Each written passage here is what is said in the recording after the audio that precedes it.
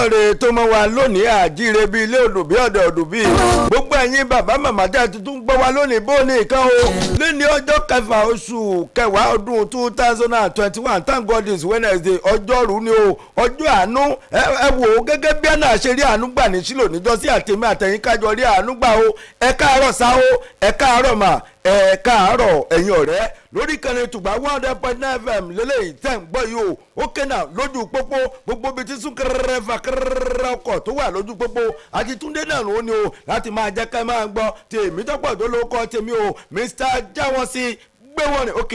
jẹ́ kọ́mọ̀ tí wọ́n gọ̀gọ̀ lójú pópó ibi tí sún kẹrẹfà kẹrẹkọ̀ tó wá ìkòdú nùròdù náà láfẹ̀ẹ́sì bẹ́ẹ̀ kó kẹjẹgbẹ́jù láàárọ̀ yìí ṣùgbọ́n tí gbogbo ẹ̀ lọ́wọ́ ẹ jẹ́ ká máa ní sùúrù lórí ọ̀rọ̀ ká má gba one way torí pé bá a bá gba one way ó ṣe ṣe kárí dìlé lọ́nà bẹ́ẹ̀yàn bá dẹ̀ ti lè ní dìlé ní ìkòròdú ròdù oh my God ó ṣeé ṣe kéèyàn pẹ́ kó tó dekọ stay ẹ káàárọ̀ sà ẹ káàárọ̀ mà Mr. Jáwọ́sí mo ti dé náà nù ní bí ìṣe mi MC Bami ogburugburu àwọn nàdé.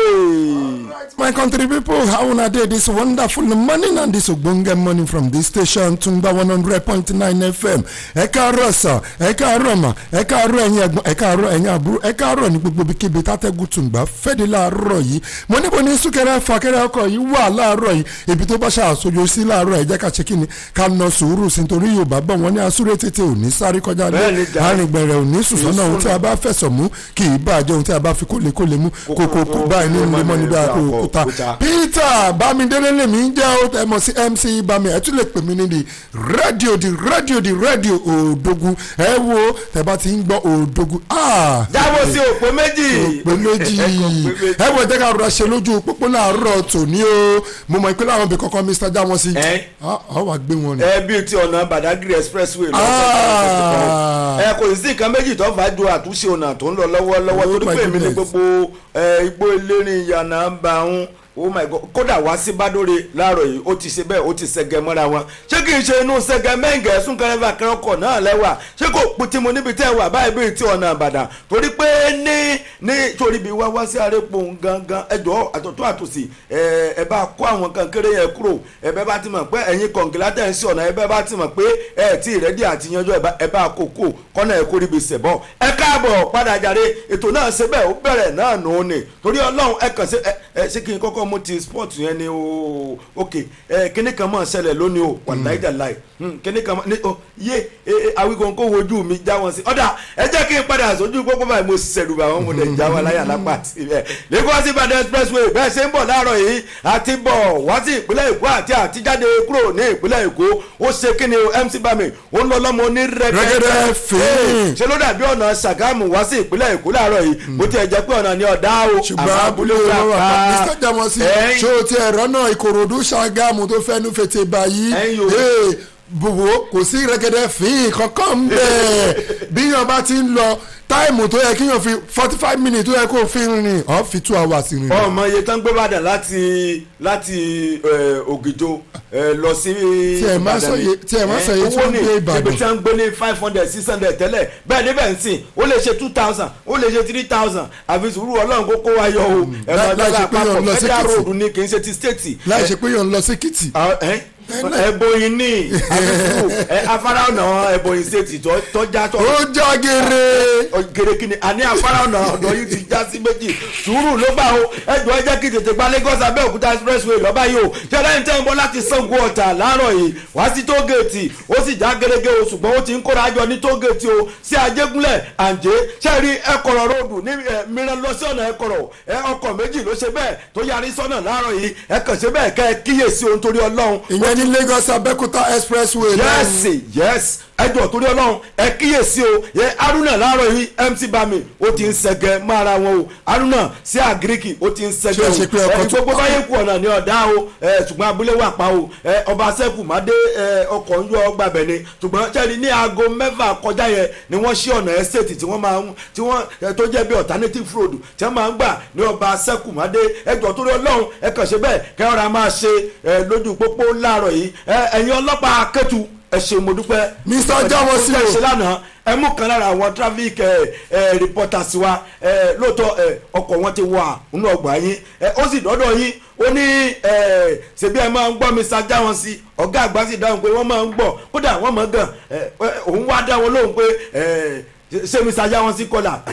ọlọ́pàá wá dá lóhùn pé kọ̀kọ́là pé ó rí báyìí ọwọ́ á gbé fóònù fún wọn máa bá wọn sọ̀rọ̀ ẹ lóòsà láti ìkànnì Tùngbà wọn ní Jáwọ́nsí mo ní gbé wọn rìn wọn à sì gba kọ́bọ̀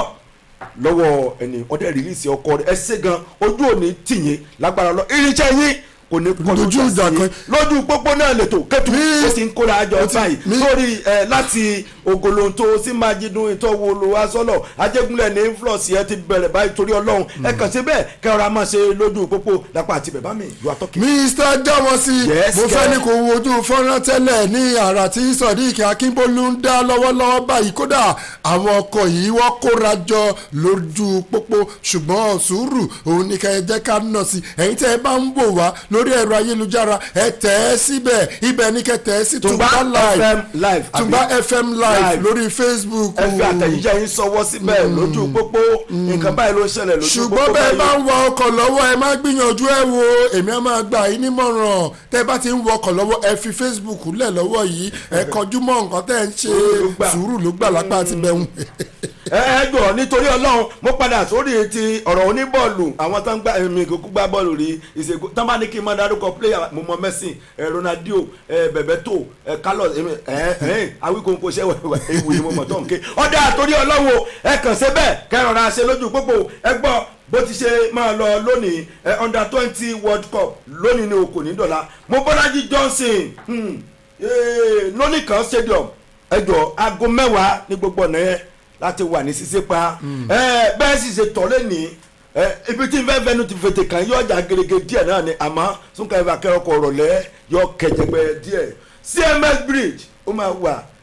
free Mekwe bridge Ọdúnlámì apẹ́gbọ̀n odò ẹjọ́ tó museum center gbogbo ọ̀nà ẹ̀ ó máa ṣe bẹ́ẹ̀ ajá gẹ́gẹ́ ṣùgbọ́n aago 10 àárọ̀ yìí àwọn ẹ̀ṣọ́ ojú gbogbo àti wà bẹ́ẹ̀ wọ́n á ti tó kankéré dé àwọn ibì kan tó lọ sí ọ̀nà stadium yẹn ṣùgbọ́n torí Ọlọ́run sùúrù ló gbà ẹjẹ́ ara máa ṣe lójú pópó ṣẹlẹ̀ ìjẹ́ lọ sí òyìnbó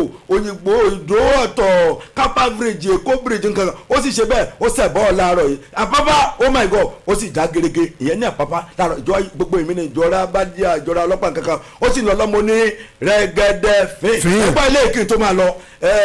àwọn ìjọba àpapọ̀ wọ́n mọ̀ sọ̀rọ̀ kan wọ́n lẹ́yìn oníkágò tó jẹ́ pé ẹ̀yin lẹ́ máa ń fa wà láàárọ̀ Àpápá kíní kan ẹ stop gbé kágò gba express mọ́ ẹ máa gbégbá orí omi ẹ máa gbégbá orí omi o ẹ máa gbégbá orí bọ́n ṣe sọ̀rọ̀ nínú ìwé ìròyìn bẹ́ẹ̀ bá gbọ́ gbogbo ìwé ìròyìn ẹ̀ rà kẹ́ka ẹ gbọ́ live and direct dáwọ́ sí jákèmọ̀ á pàdé lábala ẹlẹ́ẹ̀kejì torí kò sí àkókò àmọ́jú gbogbo ẹ lọ ọ̀rọ̀ àmọ́ sí òkè gbẹ́gun ó dàbí ọkọ̀ kan ṣe bẹ́ẹ̀ wọ́n lọ padà láàárọ̀ inú òkè gbẹ́gun sùúrù ló bá ẹ̀yìn àjọ Arab company ọlọ́run fún yín ṣe ọ̀nà wa àwọn ará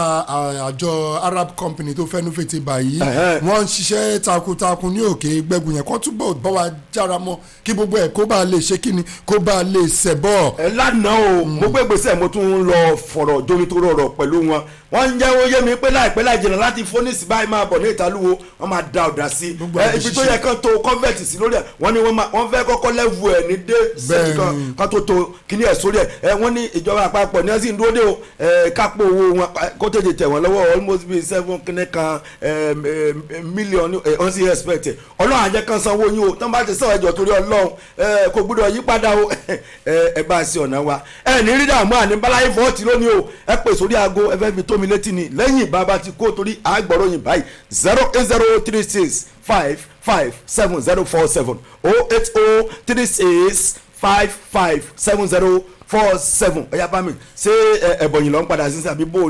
mo ṣì wà lẹ́kọ̀ọ́. wọ́n ṣì wà lẹ́kọ̀ọ́. àjọ wà lẹ́kọ̀ọ́ yìí náà ni Mr. Jáwọ́nsí. nígbà ní láì ṣe pé wọ́n fẹ́ gbé